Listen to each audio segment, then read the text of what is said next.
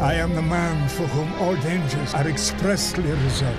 Good God, Sancho! A giant! Prepare To die! I am Don Quixote de la Mancha.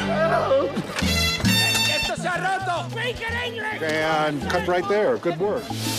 No. You're angry. The girl is in danger. You are Don Quixote. I am Don Quixote.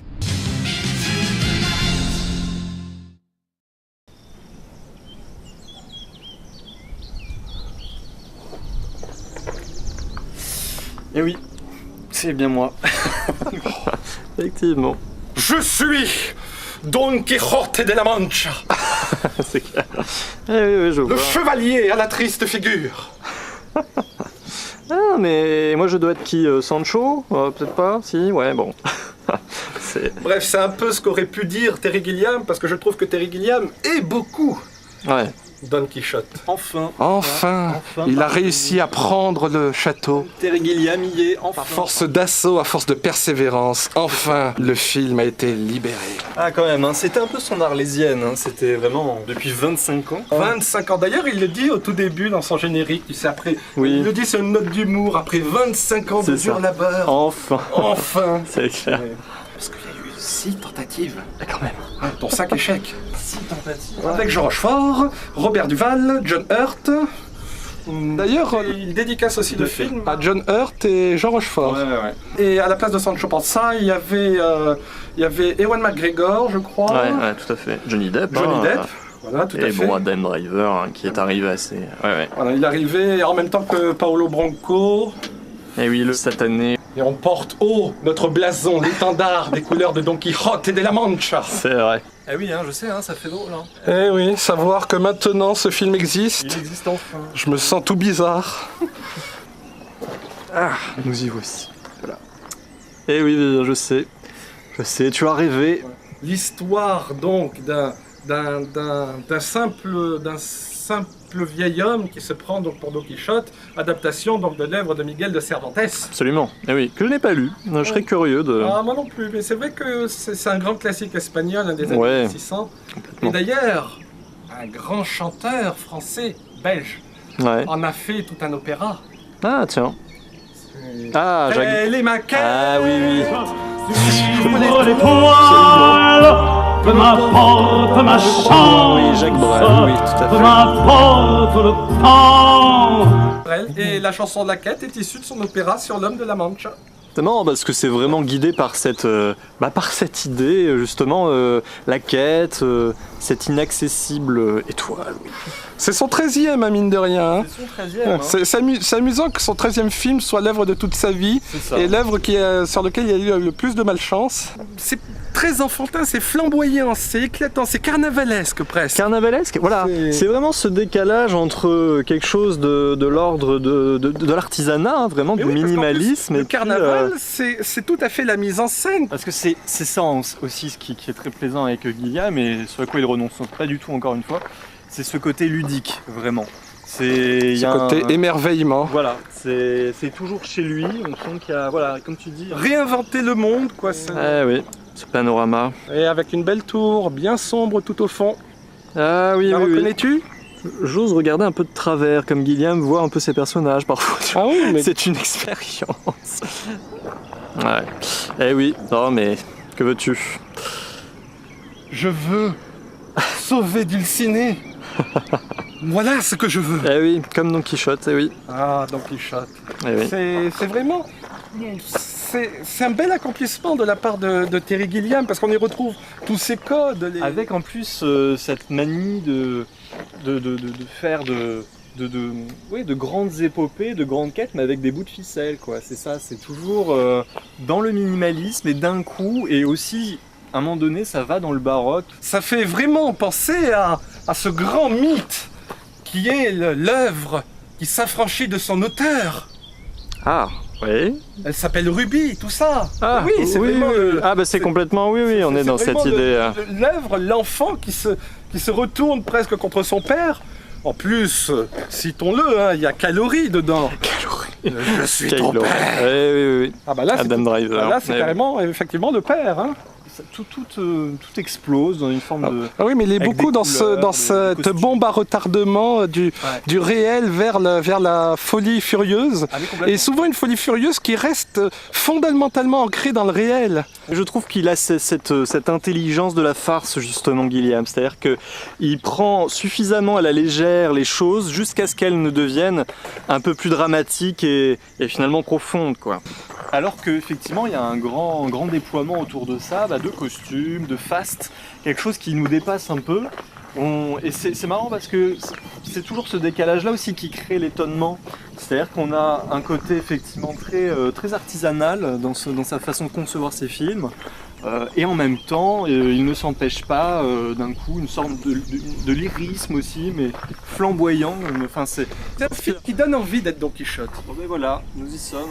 Il y a très peu de cinéastes qui peuvent se targuer encore d'avoir cet équilibre-là, ce décalage-là, cette fantaisie, parce qu'il est encore un des rares, je trouve, actuellement, à proposer aussi cette fantaisie-là. Mais fantaisie qui n'est pas que dans la légèreté. Voilà, ça qui est aussi beau, ça se teinte effectivement des fois d'une forme de gravité. Ah oui, mais, voilà. mais pour moi, son style, c'est du pessimisme caché derrière de l'optimisme. Oui, Et inversement. C'est vrai que c'est pas une adaptation, vu que ça s'appelle L'homme qui tua Don Quichotte. Ouais. Ça, il faudra pas l'oublier. C'est vrai que moi, j'ai eu tendance, que j'étais tellement pris par le film que j'ai eu tendance à l'oublier. Voilà, et on attend justement que Jesse James se fasse tuer par le lâche Robert Ford, oui. C'est ça. Ah oui, chose promise, chose due. due, n'est-ce pas? Sinon, c'est qu'on n'est pas un bon chevalier. Tout à fait. C'est pas exactement les tenants aboutissants du livre, mais là, je trouve que Gilliam, il a cette excellente idée de le connecter à son histoire. C'est très autobiographique, quelque part. Et une illusion qui va rattraper le Toby, là. Donc c'est ça qui est intéressant, cette contamination à un moment donné de cette illusion, de ce rêve. Et au bout d'un moment, ça s'inverse, c'est-à-dire que quelque part, c'est Adam Driver qui devient le plus ridicule. Ah oui, qu'autre chose. À être prisonnier, à devoir le suivre partout. Il est tenu chevillé presque à Don Quichotte par ce sentiment de culpabilité qui est très beau, qui renvoie à Fisher King aussi dans un sens. C'est là où il essaye d'un peu sauver, il y a un besoin de sauver très chevaleresque. Oui, quoi. c'est ça que... D'ailleurs, Don Quichotte me rappelle beaucoup un ami. Ah oui, je crois savoir. Ah, le Cavalier Blanc. le Cavalier Blanc. Ah. Le Cavalier Blanc qui est donc un personnage de l'autre côté du miroir, qui est vraiment un peu à l'image de Don Quichotte, un chevalier mais un vieillard quoi. Et qui, d'ailleurs, une récurrence chez lui, c'est qu'il n'arrête pas de tomber de son cheval. Ouais. Lys toujours essaye de le remettre, de le remettre en selle, en place, mais il tombe toujours. Et il est vraiment aussi dans la lune, tu vois, dans sa folie, il invente beaucoup. Lui, c'est un inventeur. D'accord. Donc il y a vraiment ce côté Don Quichotte, c'est le Cavalier Blanc. C'est ça. D'ailleurs, Don Quichotte son vrai nom c'est Ravière. Alors, je me rappelle plus. Bon, c'est un cordonnier. Enfin, oui. D'ailleurs, Ravière, ça ressemble à Gervis quand on y pense. Jarvis Touch, c'est ça? Et Gervis Tetch est un méchant de Batman qui se prend pour moi. Et voilà. Tout est lié, Des fois qu'il y aurait un clin d'œil de Gilliam. Bonsoir, Batman. Vous voudrez m'excuser si je ne vous salue pas? C'est terminé, chapelier. L'œuvre de Lewis Carroll est toujours quelque part... Jabberwocky. Eh oui, Jabberwocky. Le dragon qui menaçait tout un château fort. Taille de Londres. Ah bah oui, là, le terrier, littéralement. Fait régulièrement référence à Alice au Pays des Merveilles. D'ailleurs, elle le lit. C'est une source d'inspiration avouée, assumée. Ah, ouais, complètement. D'ailleurs, même ici, il y a une chute dans un terrier, souviens-toi. Ah oui, absolument, dans une grotte. Ouais, tout à fait. Avec une mise en scène aussi qui est assez... Ah oui, là on a un plan, je me rappelle. On ne sait plus trop quand est la réalité, quand est le mensonge, quand c'est la mise en scène, alors que même dans la réalité, on se déguise. Même dans le vrai, on invite le mensonge. Il faut dire que donc ce trouble de jeu de mise en abîme, je trouve qu'il atteint son apothéose dans un dernier acte vraiment mais flamboyant, là encore une fois. Là on retrouve vraiment sa folie. Terry Gilliam aime les fins qui se terminent en feu d'artifice. Et ça explose vraiment dans ce dernier acte. D'un coup on se retrouve justement un peu dans une forme de château avec un bal, d'un coup des costumes, enfin vraiment la grande artillerie. Hein. Et en même temps, c'est jamais trop. Enfin, c'est l'aboutissement idéal, je trouve, à tout ce qui a précédé. Bah, ça reste lisible, ça reste, oui, c'est vrai. ça reste jouissif sans pour autant te perdre. Tu es étouffé, mais pas égaré. Non, c'est vrai. C'est un personnage un peu comme dans le roman, quoi, qui mêle noblesse et ridicule, Mais oui. très pathétique, effectivement.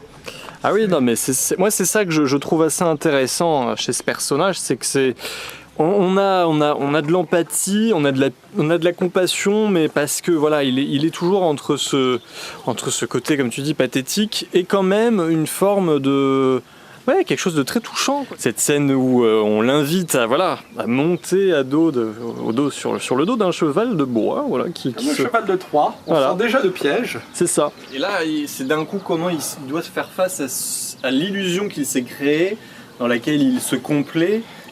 Très belle scène d'ailleurs, qui en dénonce beaucoup aussi au niveau de la société, ces railleries, cette méchanceté, et jusqu'où, quelque part, la mise en scène peut être cruelle aussi. Oui, c'est comment on humilie aussi parce que quelqu'un qui, lui, a l'outrecuidance presque de croire à quelque chose qui soit de l'ordre de l'extraordinaire. Enfin, voilà. Bon, si ça peut te rassurer, ta tête ne risque pas de tomber, elle est bien attachée. Ah, bon, ça me rassure, ça va, merci.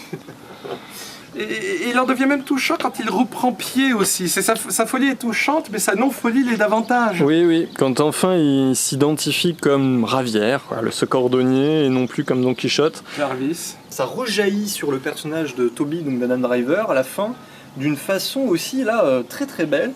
C'est-à-dire que voilà, c'est l'idée d'un personnage qui est éternel, Don Quichotte, et il y a cette idée de transmission. Et effectivement, il y a aussi une dénonciation plus globale sur cette industrie-là. Complètement. Mais moi, j'y vois tout à fait. Jusqu'où aller juste pour une publicité de vodka. Mais oui, ça c'est très drôle. Je crois qu'il s'en amuse. Ce qui est très beau, c'est que Gilliam s'en amuse plus qu'il ne s'en... Comment dire, qu'il n'en prend la mouche, quoi, j'ai envie de dire. C'est la mouche de Brésil, n'est-ce pas? Et saluons peut-être la musique aussi de Roque Bagnos. Évoquons-le, parce que... musique baladatrice. Baladatrice, Il notamment. y a beaucoup dans Fragile aussi. Non, mais que dire. Enfin, on l'a. C'est à la hauteur de nos attentes. Et enfin, nous voici arrivés voilà. au sommet, aux portes de son palais. C'est ça. Et oui, nous y voilà. Ce grand édifice qu'il a érigé. Et est-ce qu'on va venir nous ouvrir? Gilliam lui-même, peut-être? Qu'en dis-tu? Je n'en sais rien. Il me suffira de croire que c'est lui pour que ça soit lui. Je te suis alors. Parce que, après tout, ne suis-je pas Don Quijote, le chevalier de la Mancha? À la triste figure.